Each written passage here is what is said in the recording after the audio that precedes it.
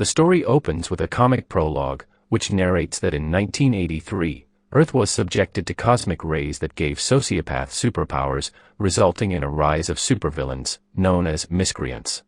With no one able to stop the miscreants, normal people are usually left living in fear of them. On one random night, a metro bus is attacked by some miscreants, resulting in the death of Emily's parents, who is now left alone with her grandmother.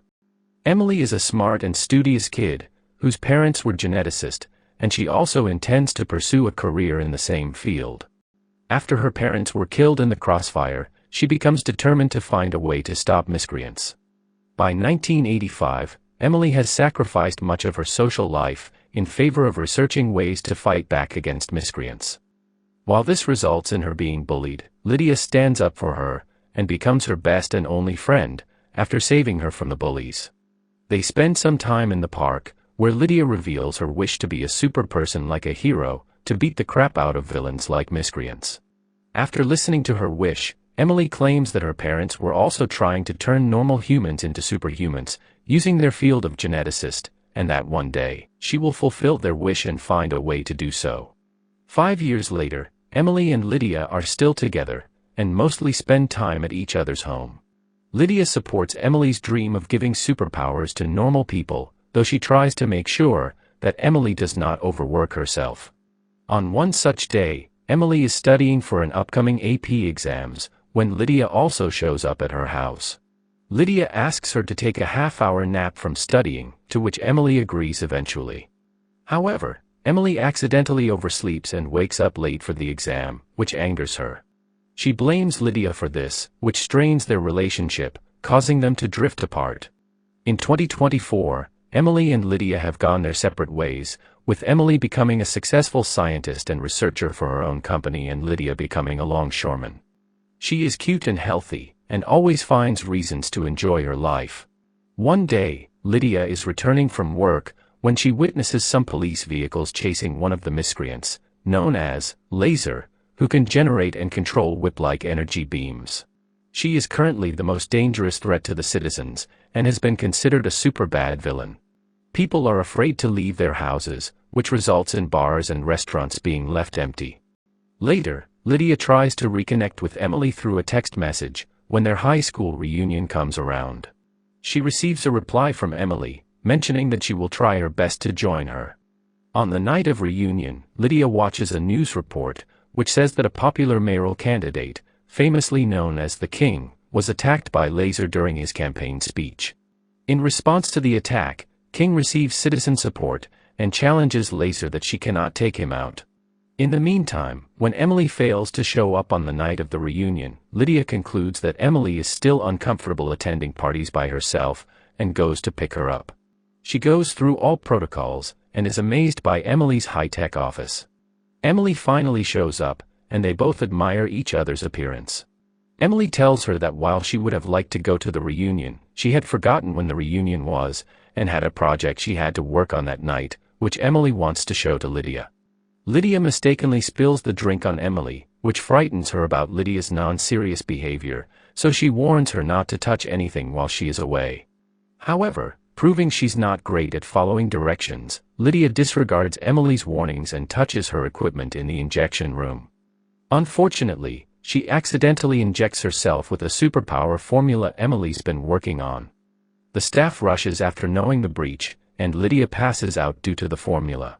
When she wakes up, she finds Emily still standing in front of her, completely enraged about how Lydia destroyed her 5 years' hard work in just a minute.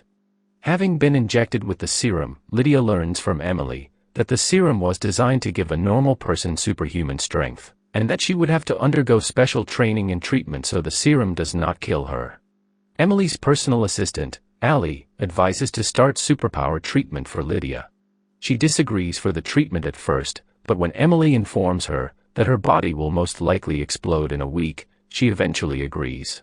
They take her to a room, where we are introduced to Emily's teenage daughter, Tracy, who is also a tech enthusiast, and very smart.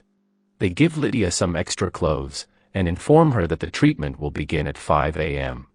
Lydia is surely not happy to wake up at 5 a.m., but has no other choice. Before initiating training, Emily informs her that her ATP will most likely increase by 10,000%, giving her superpowers to lift a bus. For the treatment, they once more inject her with a serum, which burns her face like fire. However, her pain vanishes in 2 seconds, which calms her down. During the treatment, Lydia also faces some side effects of the serums, including long nails, bunny-like teeth, etc. Emily also joins Lydia in the treatment, although a less painful one, since Emily took the serum in a pill form to earn the other superpower concocted, invisibility. In the meantime, Laser continues her lethal activities across the city, further frightening the citizens.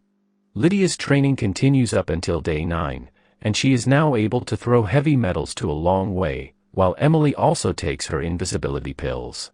During a break time, Lydia asks her about Tracy's dad, to which she claims that he was one of the researchers, who could not handle the responsibility and left them. Emily finally takes her last treatment pill, which turns her invisible immediately, and she teases Lydia with her power. Lydia, on the other hand, reaches her training day 29, and gains ultimate superpowers. She is sometimes unable to control her emotions, and breaks everything around her. The training finally ends, and they dress up in their new suits, which gives them a superhero look. Lydia also suggests some names for their super team, which finally gives them the name, Thunder Force, as the title of the movie. For their first mission, Allie and Tracy give them a purple Lamborghini, which they somehow find difficult to settle in, due to their healthy appearance. Their first mission is to foil a liquor store robbery, run by a miscreant with crab arms, known as the Crab. They arrive at the store while the robbery is in progress, and Emily turns herself invisible. When Lydia intervenes, the robbers fire at her, but she dodges. She then fights the robbers, but mistakenly sends herself up in the sky with full force. She falls back and retaliates once more. When Lydia and the Crab face each other, he falls in love with an equally smitten Lydia, much to Emily's concern. They were successful in stopping the heist, and Mr. Crab is forced to leave with his thugs. Emily and Lydia, now known as the superhero team Thunder Force, are praised for their heroics in the news, and all over the city. This brings Thunder Force to the attention of the king, whose campaign is built on the idea that only he can end the miscreants' crimes. However, it is revealed that the king is also a miscreant, and is using Laser and the Crab as his team, to gain sympathy against his competition in the election. Laser is desperate to kill Thunder Force because she likes killing, but King suggests to have a talk with them, before moving forward to kill them. With the help of Laser, King forcibly enters Emily's office, and threatens them to work for him, leaving Chicago at the mercy of the miscreants unless he wins the mayoral election. Lydia disagrees with confidence, but King still threatens her before leaving. They visit Emily's grandmother, and request her to shift to somewhere safer, as they are concerned about her safety. However, her grandmother rejects, and encourages them to fight against the miscreants and win, which builds their confidence. Thunder Force continues to fight crime with their superpowers, and support the rival mayoral candidate, thereby causing King to lose the election. He gets enraged, and decides to attack Thunder Force. The king sends Laser to attack them at a diner. Emily becomes invisible for the moment and stays hidden, but Lydia fights back, and somehow manages to beat her down. When Laser tries to get away, Lydia leaves the diner, and decides to throw a bus at her. She slowly picks up the bus and throws towards Laser, despite Emily's protests. Though nobody is hurt, Emily decides that Lydia's impulsiveness is too dangerous, again straining their friendship. In an effort to make amends, Lydia goes on a date with the Crab to get some useful information. From him, Lydia learns that the king is planning on blowing up everyone who did not vote for him in the election, along with the new mayor, at a party he's hosting under the guise of celebrating the new mayor. She visits Emily and tells her of what she learned from the Crab. Although Emily finds it weird to have a date with a Crabman, but she admires her efforts and they reconcile. They begin with their plan to visit the king's bombing location, and wait for the perfect moment. However, Tracy secretly learns that Allie is double-crossing them, and is helping Laser in attacking Thunder Force. She sneaks in from behind, and beats her unconscious. She informs Thunder Force about the danger just in time, saving them from big danger. They face Laser once more, and Lydia manages to beat her for the moment. Tracy also decides to help them in the mission, despite Emily's resistance. After fighting off Laser, Thunder Force go to stop King from bombing the building. King is trying to leave the building with his thugs, including Mr. Crab. However, Laser wakes up in the meantime, and informs King about Thunder Force. She claims that they are trying to defuse the bomb, forcing King to follow them in the building. When Thunder Force find the bomb, King confronts them on the same floor, stopping them from disarming the bomb.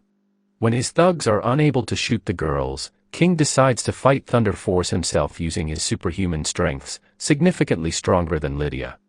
While Lydia and King are busy in fight, Emily uses a taser to beat other thugs. Unfortunately, Laser also shows up, and uses her beams to make Emily visible. She beats her down with full force, but before she could kill her, Tracy joins the fight from nowhere, and saves her mother. She injected herself with her mother's serum, giving her the ability to run at superhuman speed. Before King can kill Lydia, the crab double-crosses him and saves her, but gets his claws broken off. Lydia finally uses this opportunity, and throws the King miles away with her full power. Though they manage to defeat the King, Thunder Force realizes that the bomb will go off before they can disarm it. Tracy decides to carry the bomb to somewhere safe with her superhuman speed, but they have no guarantee that the bomb would be stable enough to not go off. Lydia decides to sacrifice herself, knowing that she can at least reduce the impact of the explosion. They have a brief emotional moment, in which Lydia thanks Emily for being her best friend. Lydia says a final goodbye in a burst of emotions, and jumps out of the building with the bomb. She dives into the Chicago River and the bomb explodes, seemingly killing her in the explosion. Emily and Tracy witness the incident and cry. However, the paramedics manage to find her body and resuscitate her. As Emily and Tracy begin to mourn, they are surprised to hear a burp come from her, followed by Lydia violently throwing up river water. It's unclear if it's the super suit or her powers that saved her, but when Lydia shows love for her suit, it is implied that it was the suit. Emily, Tracy, and Lydia have a sweet moment together before they are approached by the new mayor. She proposes that they make an official arrangement with the city in order to work as professional protectors, which means Thunder Force is officially in business. The scene ends with the crowd chanting their name, as Lydia and Emily embarrassingly try to dance the floss. After that, the film has a small scene between Lydia and the crab. They both really bond over their shared love of eating raw chicken, and the final scene of the film shows the couple feeding each other raw chicken cutlets. However, as a matter of fact and according to the new mayor, the King is in custody but still alive, and Laser ran away before they could arrive, which somehow implies a sequel for the movie, despite a satisfying ending for Thunder Force.